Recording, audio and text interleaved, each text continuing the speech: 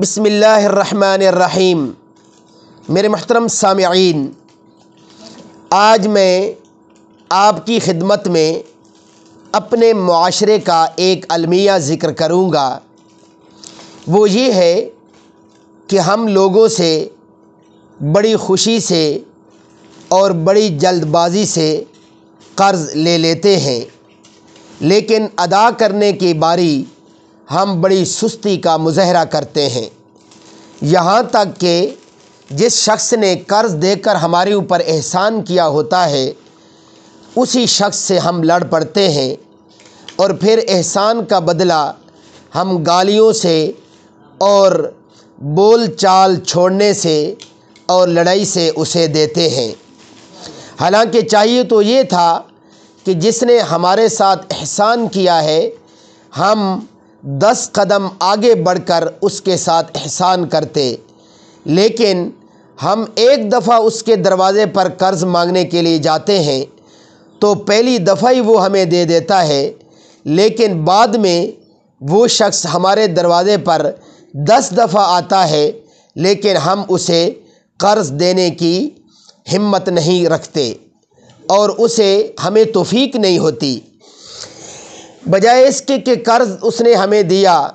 تو ہم اسے خوشی سے لٹائیں تاکہ یہ محبت اور الفت کا رشتہ برقرار رہے، اس کی جگہ ہم اس سے لڑائی کر دیتے ہیں،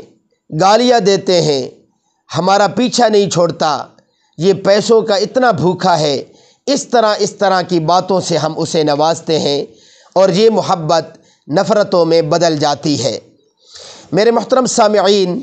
بہت سے لوگ وقتی ضرورت کے لیے دکاندار سے سودا ادھار لے لیتے ہیں یا کسی سے نقد رقم لے لیتے ہیں، بعد میں قرض دینے والے کو ستاتے ہیں، وعدہ پر وعدہ کیا جاتا ہے اور تقاضوں کے لیے آنے جانے کی وجہ سے اس کا وقت بھی برباد کرتے ہیں۔ ہر شخص کو یہ سوچنا چاہیے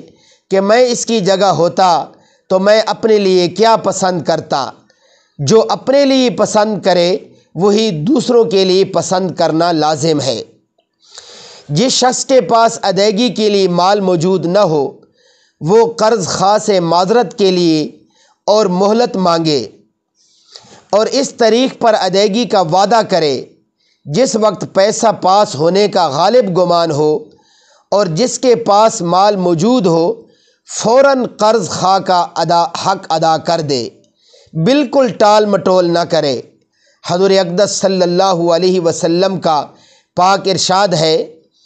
جس کے پاس ادائیگی کے لیے مال موجود ہو اس کا ٹال مٹول کرنا ظلم ہے۔ اس حدیث پاک میں ان لوگوں کے لیے خاص طور پر تنبیہ ہے جو ادائیگی کا انتظام ہوتے ہوئے صاحب حق کو ٹالتے رہتے ہیں اور جھوٹے وعدے کر کے ٹرخاتے رہتے ہیں۔